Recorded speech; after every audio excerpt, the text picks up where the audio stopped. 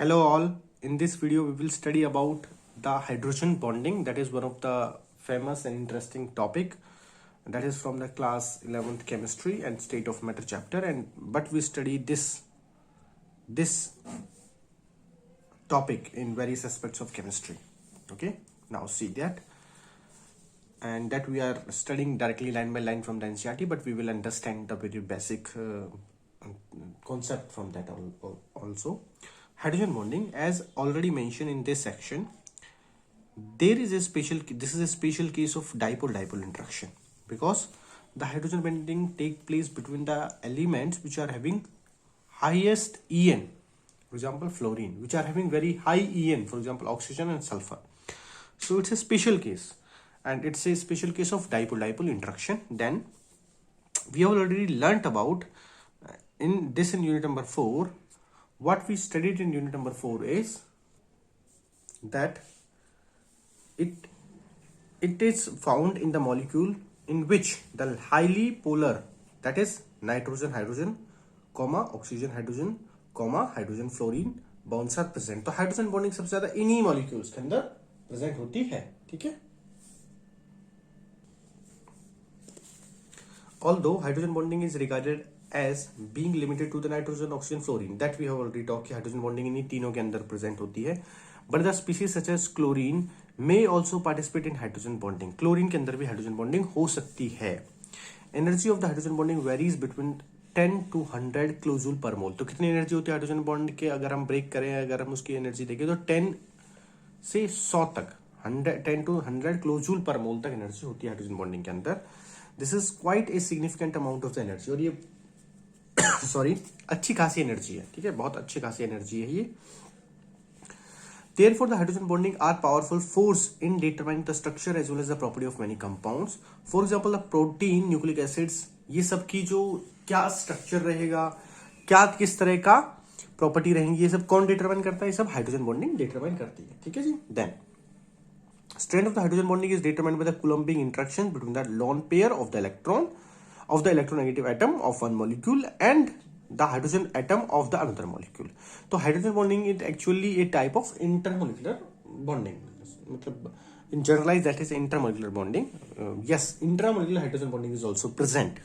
ठीक है, that we also studied in last topic. Intramolecular hydrogen bonding भी होती है, बट इंट्रामोलिकुलर हाइड्रोजन बॉन्डिंग की अगर हम बात करते हैं तो ये एक तरह का कूलम्बिक इंटरेक्शन है किस किस के बीच में? Lone pair of the electron, और लोन पेयर ऑफ इलेक्ट्रॉन किसका? इलेक्ट्रोनेगेटिव एटम का. ठीक है, और दूसरी तरफ हाइड्रोजन जो प्रेजेंट होता है दूसरे मॉलिक्यूल के अंदर.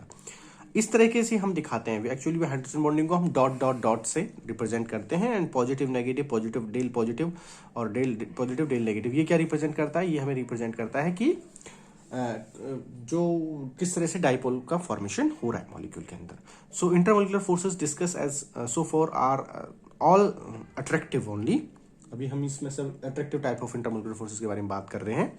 Molecules also exert repulsive forces on the other molecule. Definitely अगर सेम चार्ज आएगा तो रिपल्सन भी मॉलिक्यूल्स के बीच में होगा ही होगा.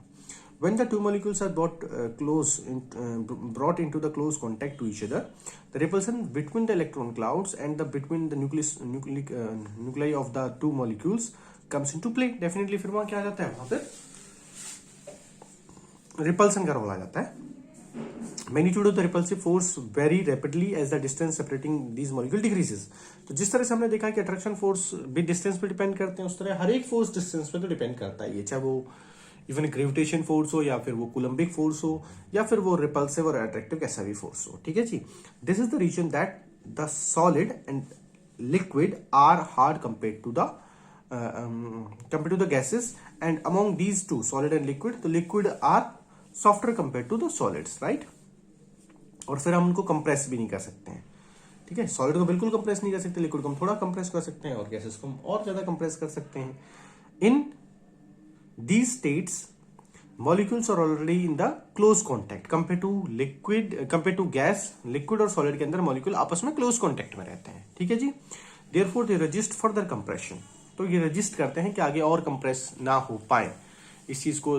therefore they resist the further compression as that would result in the increasing of the repulsive interaction. तो compression अगर होगा तो उससे repulsive interaction होगा. तो इस पैरा के अंदर हमने हाइड्रोजन बॉन्डिंग समझी. हाइड्रोजन बॉन्डिंग के अंदर हमने देखा कि कितने कितने एटम्स और इलेक्ट्रोनेगेटिव एटम्स के अंदर हाइड्रोजन बॉन्डिंग होती है। Along that we try to understand कि अट्रैक्टिव फोर्सेस क्या हैं, इंटरमोलिकुलर फोर्सेस क्या हैं, डिस्टेंस पे इनसे क्या उनके अंदर चेंजेस होते हैं। Okay, now we see the next concept that is actually thermal energy. तो क्या होती है थर्मल एनर्जी, हम वो समझने की कोशिश करते हैं। थर्मल एनर्जी, थर्मल जैसे नाम ही है, थर्मल मतलब हीट, ठीक है।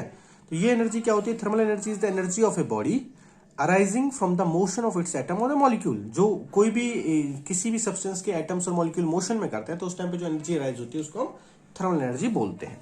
It is directly proportional to temperature of the substance. Heat बढ़ेगी तो थर्मल एनर्जी बढ़ेगी, टेम्परेचर बढ़ेगा तो थर्मल एनर्जी बढ़ेगी, डायरेक्टली प्रोपोर्शनल है। It is a measure of average kinetic energy of the particles of the matter and thus responsible for movement of the particles.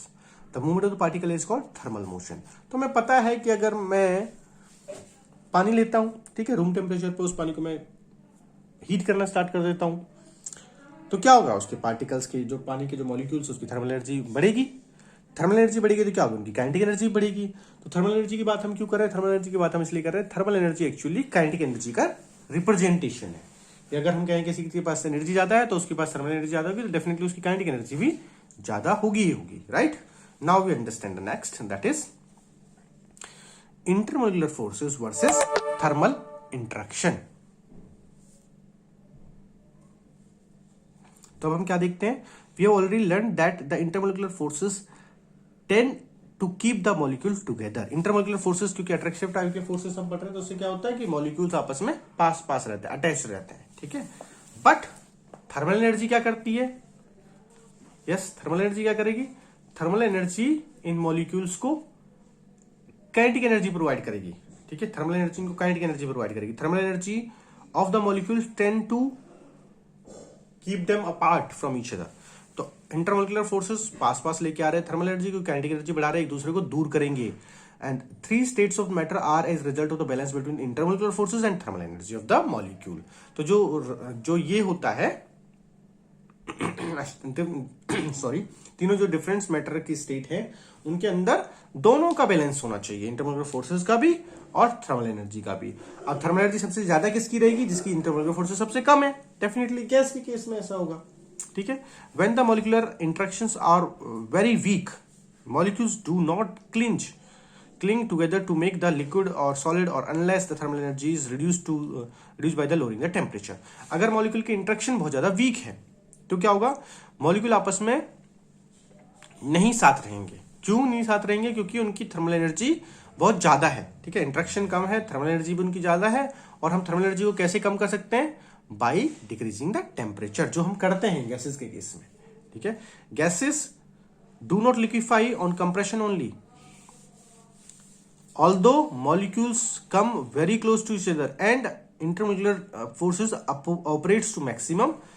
तो क्या कहना चाह रहे हैं यहाँ पे कि गैसेस को हम, अगर आपको ऐसे लगता है कि कंप्रेस करते जाओ और वो लिक्विड में कन्वर्ट हो जाएंगी, नहीं, उनकी थर्मल एनर्जी का भी हमको ध्यान रखना पड़ता है, ठीक है। टेम्परेचर भी लो डाउन हमें करना पड़ेगा, टेम्परेचर को भी हमें डाउन करना पड़ेगा, लो करना पड़ेगा। सिर्फ आप कंप्रेशन करते रहोगे, गैस के मॉलिक्यूल आपस में पास तो आ जाएंगे, बट ये गैस के मॉलिक्यूल सिर्फ this force is not enough to liquefy them, to convert them into liquid state, because at this very short distance also, जब गैस के मॉलिक्यूल पास आ गए हैं, उस केस में भी उनके मॉलिक्यूल्स के अंदर एक इंटरमोलिकुलर फोर्स लगेगा, और वो जो फोर्स लगेगा, ये जो इंटरमोलिकुलर फोर्स है, ये भी ऑपरेट होगा, साथ साथ में थर्मल एनर्जी उनके पास है, ठीक है। सो व्हाट दे से in the next line is, however when the thermal energy of the molecules is reduced by lowering the temperature, the gases can be very easily liquefy। बहुत आराम से, आसानी से हम उनको लिक्विफाई कर सकते हैं, जो खाली हम प्रेशर के साथ नहीं कर सकते, ठीक है, उनको उनके कंप्रेशन के साथ नहीं कर सकते। तो prominence of the thermal energy and the molecular interaction energy of the substances in three states is depicted as follow. तो हमने एरो लगा के हमने दिखाया है कि सॉलिड, मतलब सॉलिड को अगर आपको कन्वर्ट करना है लिक्विड से, लिक्विड कन्वर्ट करना आपको गैस से, तो आप क्या कर सकते हैं, द इंटरमोलिकुलर फोर्सेस सबसे ज्यादा है किसके अंदर, सॉलिड के अंदर, और थर्मल एनर्जी सबसे ज्यादा है किसके अंदर, गैस के अंदर। We have already learn that the cause of the existence of three states of the matter, हम ये पढ़ चुके हैं उनके बीच में क्या प्रॉपर्टीज हैं, क्यों ये ऐसे ऐसे तीन स्टेट है मैटर की। Now we will learn more about the gases in the liquid state, and we will see the various laws which actually govern the behavior of the matter. ठीक है, हम ये भी देखेंगे कि डिफरेंट लॉ क्या है जो मैटर के बिहेवियर को गवर्न करते हैं. Then we will also study the Boyle's, Charles and ये सारे लॉ भी हम पढ़ेंगे, समझेंगे. That's it up to here. Now in the next video we will study about the gaseous state. Thank you.